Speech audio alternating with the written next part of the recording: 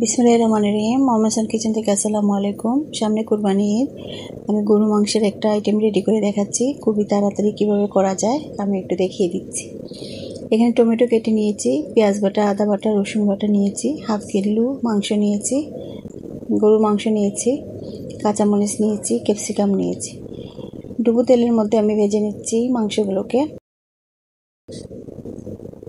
পিসগুলো ছোটো করে নেবেন। ছোটো করে এইভাবে ভেজে তুলে রাখতেছি একটা প্লেটে।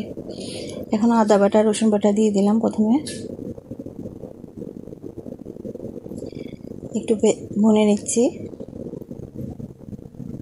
পেঁয়াজ বাটা দিলাম।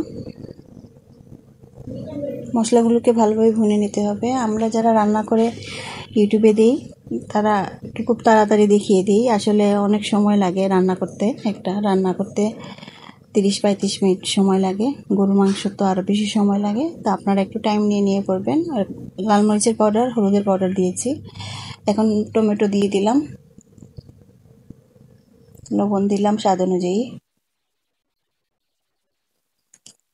কালো গোলমরিচের পাউডার দিচ্ছি,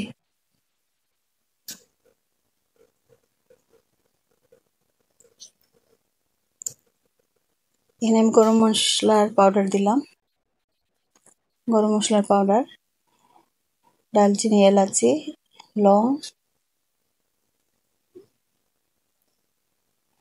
কাঁচামরিচ দিয়ে দিলাম। এখন মশলাগুলোকে আমি ভুনে নিচ্ছি।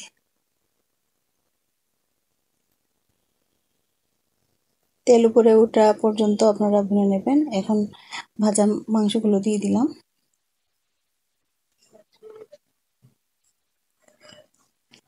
সময় নিয়ে এবং অল্প আগুনে করে নেবেন।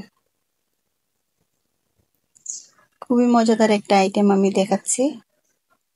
ক্যাপসিকাম দিয়ে দিচ্ছি,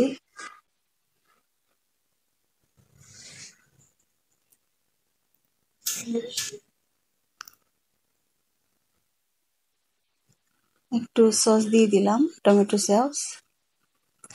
সস দিয়ে দিলাম,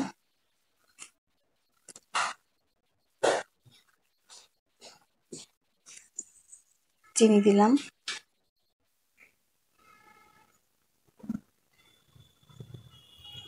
আবার ভুনে নিচ্ছি।